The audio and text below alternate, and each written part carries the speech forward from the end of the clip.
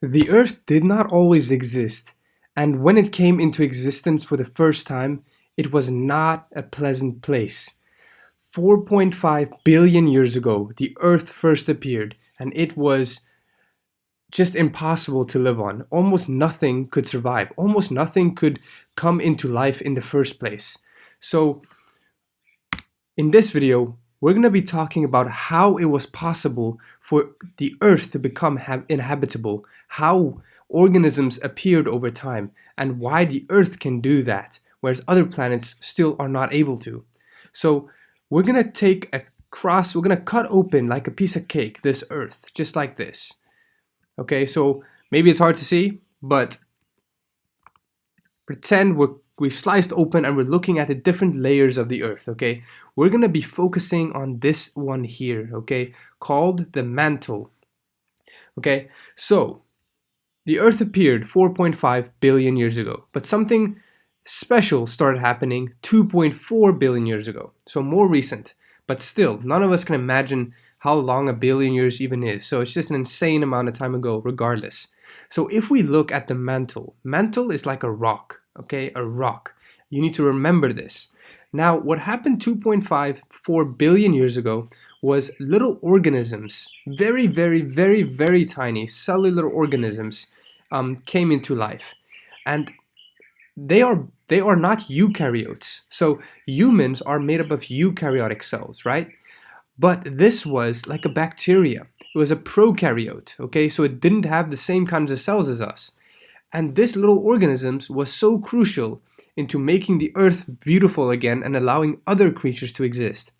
What happened is this little organism is able to do photosynthesis, okay? Just like a plant. But at this point, plants did not exist yet, okay? The earth is old and non-existent yet. Nothing is existing on it yet, except this little guy.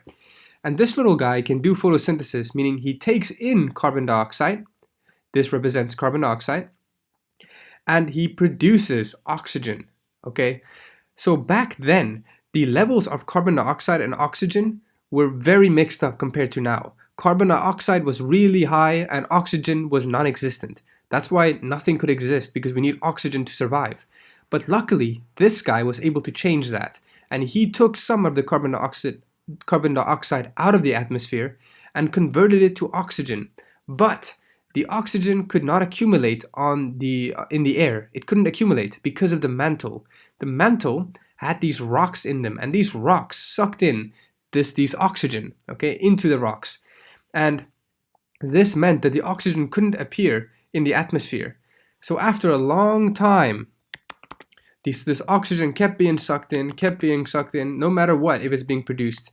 And eventually, all the rock's mantle became saturated. Okay, so the oxygen made the rocks full. They couldn't handle it anymore. And so this meant whatever is being produced now by this little organism would go into the atmosphere. And this was a very important milestone that occurred. Because now, if it's in the atmosphere, it can be used. But if it's in the rocks, it couldn't. So, we move. 1 billion years ago, the oxygen in the atmosphere reached a high amount, right? I said the rocks took them all up, and now they were saturated, and now they're being produced more and more, and it builds up in the air.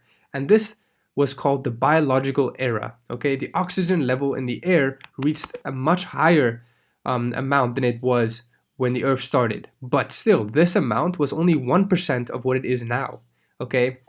Meaning, this oxygen level was not enough for organisms like humans to survive, okay? It was still not suitable, so we did not exist.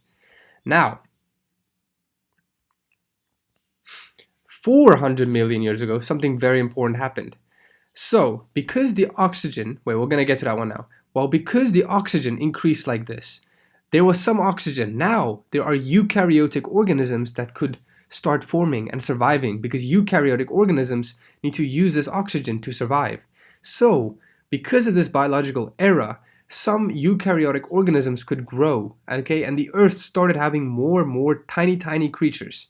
And interestingly, what happened was the level reached so high that even organisms under the water could survive now, because we know oxygen underwater is far less, right? There's almost no oxygen underwater compared to in the air.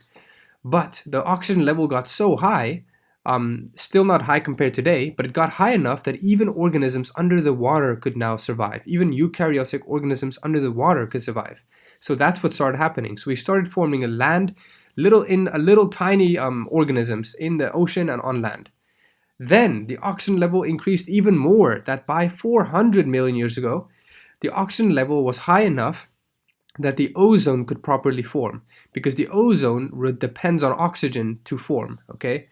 Now, once ozone is formed, this little thing acts like a barrier, okay? It acts like a barrier to shield the Earth from too much sun. So the sun meant now that the rays, without this ozone, the sun is destroyed. I mean, the Earth is destroyed because the sun is so hot, so nothing can survive there. But with this ozone, the rays are absorbed and the ozone protects all those rays from hitting the Earth. So only some of the rays hit the Earth, okay?